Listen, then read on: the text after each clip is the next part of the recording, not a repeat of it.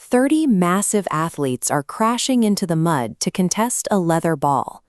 This collision represents a highly regulated corporate asset, managed from the top down. Maintaining that asset requires perfect communication, yet the system often collapses at the source. While the coaching staff speaks the visceral language of the pitch, the executives rely on the sterile semantics of the boardroom. The chief executive recently issued a primary strategic mandate to secure the breakdown. He intended to protect internal financial cost center data and shield the company from media leaks. This diagram shows the resulting miscommunication. Management targeted the security of the financial ledger on the left. The head coach followed the literal interpretation on the right, ordering his team to aggressively contest the pile of bodies on the grass for 80 minutes. The confusion grew with a second directive demanding dynamic drivers to move the line forward. The chief executive wanted brand ambassadors to feed the digital marketing funnel. The coach, instead, signed 3 international front-row props to physically shove the opposition backward. In an environment where specialized language dictates million-dollar decisions, the failure to align the signifier with the signified turns a sporting event into a public relations crisis. Out on the field, the referee functions as a corporate arbitrator. He enforces strict legal codes that strip away the traditional context of the sport.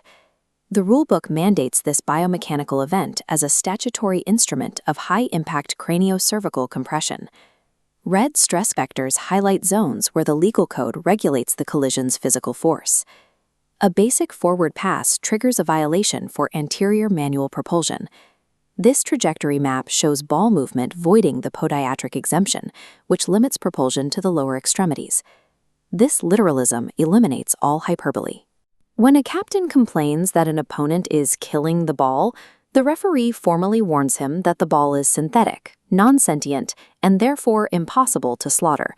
Even a rolling maul undergoes strict litigation. The referee only grants the play status as a coordinated choreographed obstruction once he verifies that 3 corporate entities have physically conjoined at the torso. Imposing strict contract law on chaotic physical impact exposes the difficulty of trying to regulate human violence through corporate terminology. While the referee manages the pitch, the players' wives and girlfriends analyze the semantics from the luxury suites. They treat the coach's halftime speech as a text for psychological deconstruction. As the coach complains about leaking meters on the monitor, this red correction replaces the phrase with their true interpretation, gaslighting. They view his tactical critique as a manipulative swipe at their husband's defensive positioning. The deconstruction continues as the coach demands the team lock down assets. To the suite, these metaphors for defensive stability sound like threats of an emotional freeze-out or the repetitive boredom of a failing marriage. Up in the broadcast booth, the commentators act as the ultimate corporate spin doctors. They rewrite the narrative in real time to maintain the brand's image. When an aging player is beaten by a faster opponent, the commentator team rebrands his slow reaction as veteran positioning. This converts a clear physical decline into a cerebral asset for the audience. The broadcast frames cynical cheating by the home team as pushing the boundaries. When the opposition performs the same act, the commentators label it as a breach of sportsmanship.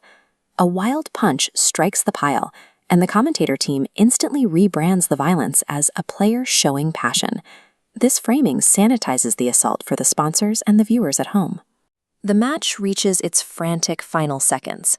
Under extreme pressure, the distance between corporate directives and the reality of the sport finally collapses.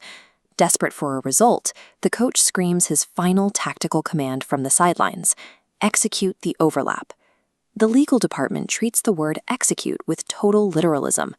This workflow diagram maps out a homicidal directive rather than a tactical passing play. The team follows the mandate.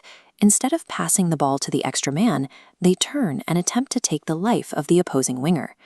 The referee blows his whistle to issue a cease and desist order and a sudden interlocutory injunction, halting the match to prevent a crime.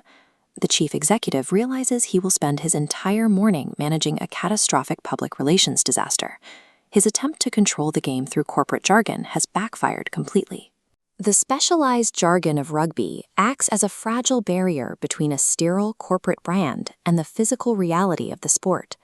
When those words lose their abstract meaning, the barrier dissolves, leaving the organization to face the raw violence it tried so hard to rename.